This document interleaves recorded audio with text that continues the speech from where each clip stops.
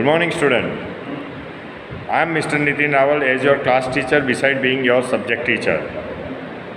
Welcome to online class. So please be attentive for today's lecture. They went down like 10 pins. Thus, one by one, all those column men, Gandhi men, fell down on their ground when they got the hard blow of the lathi charge. From where I stood, I heard the sickening whacks of the clubs on unprotected skull. So here, Webb Miller could witness the hard hit of those clubs by the policemen, and the Gandhi men didn't raise their hand to stop those to block their ward off, but instead they gave a deep pain cry when they got the lathi hurt their unprotected skull. The waiting crowd of the watchers groaned and shook in their breath in sympathetic pain at every blow. The rest of the columnists, the Gandhi men, who were just simply were the next to the row, they were simply witness all this kind of pain, and they felt their pain and they gave a sigh of their pain, and so then show their sympathy toward those march passers. Those struck down fell sprawling, unconscious or writhing in pain with fracture. As they got the hard blow of the lathis on their head, thus they fell on the ground unconsciously. And some of them got the fracture on their skull because they were not protected by any dress. Broken shoulder. Some of them got fracture on their shoulder. In 2 or 3 minutes, the ground was quilted with the bodies, and thus all those Gandhi men fell on the ground unconsciously, and the whole ground was filled with those unconscious body on the soil.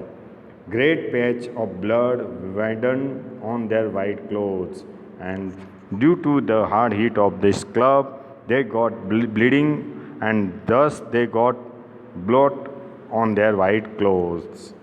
Patches of the blood on their white clothes. The survivor, without breaking rank, silently dodged march on until struck down. When one of the first column had been knocked down, stretcher bearers rushed up unmolested by the police and carried off the injured to a thatched hut which had been arranged as a temporary hospital. Here, as the first columnist fell on the ground, almost unconscious, then the second columnist were to approach, but before them, all those Gandhi men who were given the duty of the stretch bearers moved forward and got all those unconscious Gandhi men in their sling and got it to back under the thatch which was made temporary hospital. जो temporary hospital के लिए temporary hospital जो बनाई थी under thatch under shade, वो जो Gandhi man उनको वहाँ ले जाए थे. या here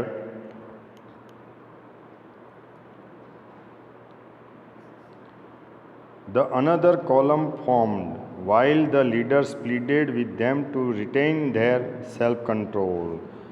Those who were leader of every column, they simply encouraged them to retain with their spirit, retain them, stick to the disciplinary way, not to raise their hand every offer. They reminded them. They marched slowly towards the police. Now second column went forward. One by one column, out of those 2,500 policemen, few were leaders, and they were cheered those Gandhi men, reminding those words. Although everyone knew that within a few minutes we would be beaten down, perhaps killed, I could detect no sign of wavering or fear. Here, the author himself could witness everything what was taking place on the ground. The- though, they, though the second columnist could see, there would be a hard blow of stick on their head and they would get injured or they may die, even though author himself could not find any stress on their face whether they were wavering of fear. That means none of the Gandhi men were afraid of those lathi charge, simply they were moving ahead and ahead. The march steadily with heads up, without the encouragement of music or cheering or any possibility that might escape serious injury or death.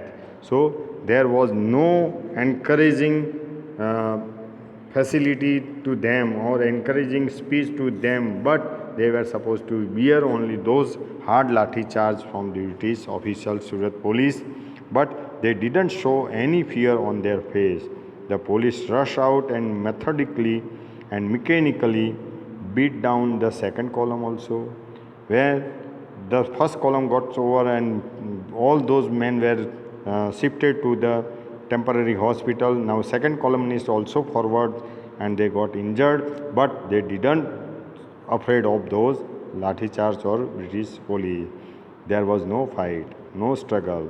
The marchers simply walked forward until struck down. They were simply moving forward and forward, while on the way they get the hard blow, hard hit of those clubs, but they did not stop. There were no outcry. There were no outcries. That means no shouting, no uproar. Simply they were moving, march ahead and ahead. Only groans after they fell. Only panic sound could be heard on the ground. There were not enough stretcher bearers to carry off the wounded. I saw 18 injured being carried off simultaneously.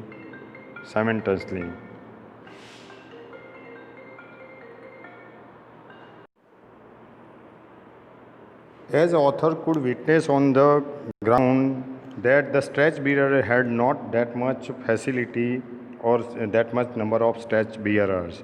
So altogether they could move 18 injured people to the under the thatch, which one was temporary hospital, whereas 42 still lay bleeding on the ground.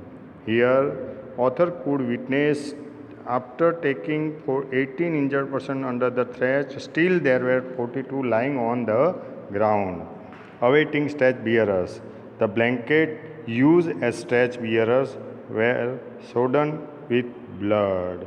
Here, the stretcher bearers were using the blanket as a sling that was working as a stretcher, but as they could not move at a time, all those injured people, still there were 42 were lying on the ground and they were waiting for their turn. In the middle of morning, Vijay Patel arrived. That morning, Vijay Patel arrived there. He had been leading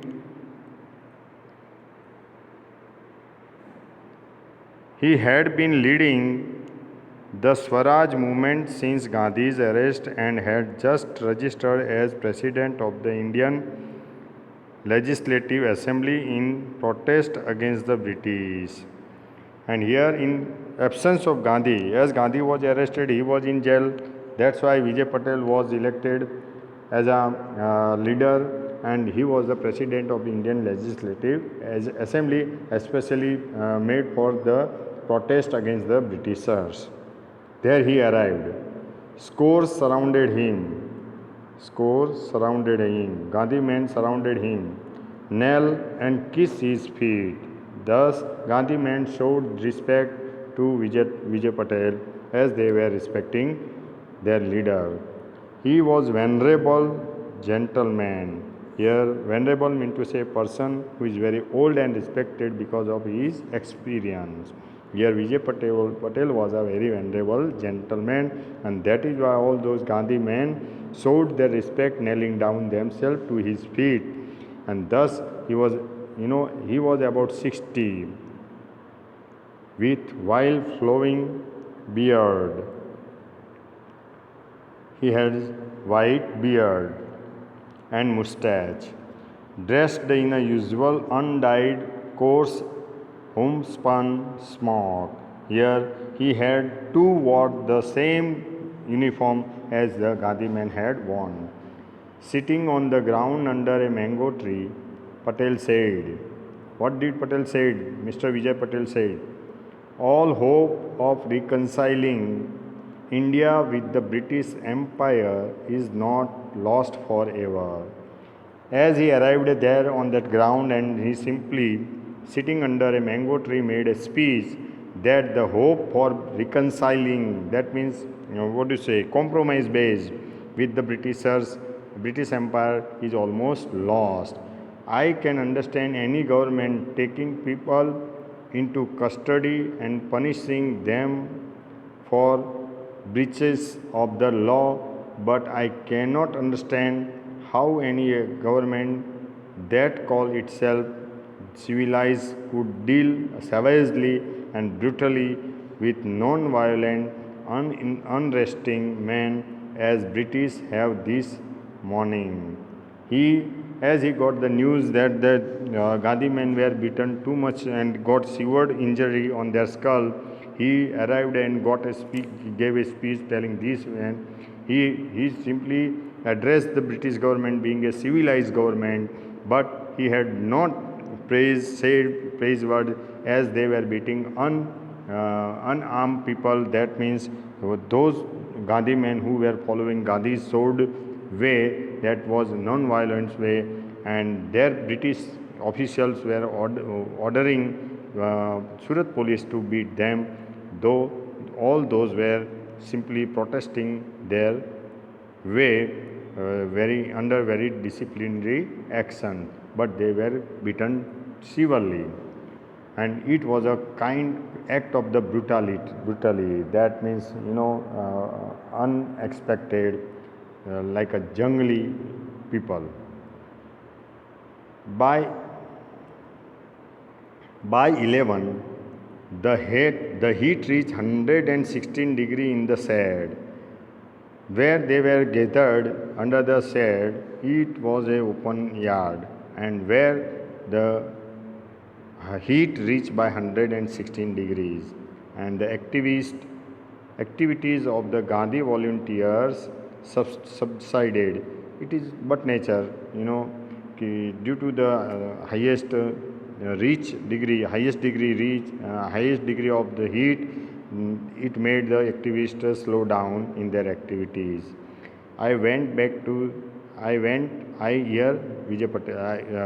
Webb Miller.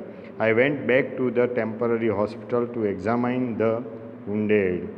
They lay in rows on the bare ground in the shade of open palm thatched shade, and all those injured people were lying on their ground, simply waiting for their turn to be treated or to be given a first aid help.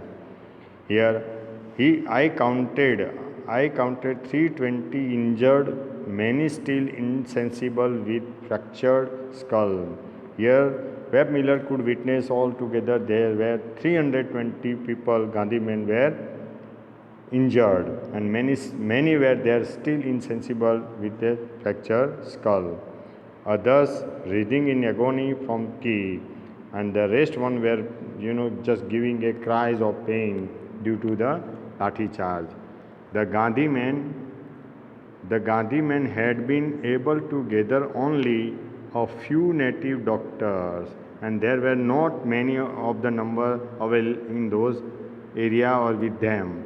That is why who were doing the best way they could with the inadequate facility, and as there were no expert doctor, and those who were available there, they had to go with the inadequate, not complete, not full facility, and thus they had to treat all those injured Gandhi men. Scores of injured had received no treatment for hours, and two had died, and among all those injured people, as they did not get timely help, so two of them were died at a time. The demonstrator was finished for the day on account of the heat, and it was all about the highest degree heat that day. That's why the rest of the demonstration was postponed or finished for the day.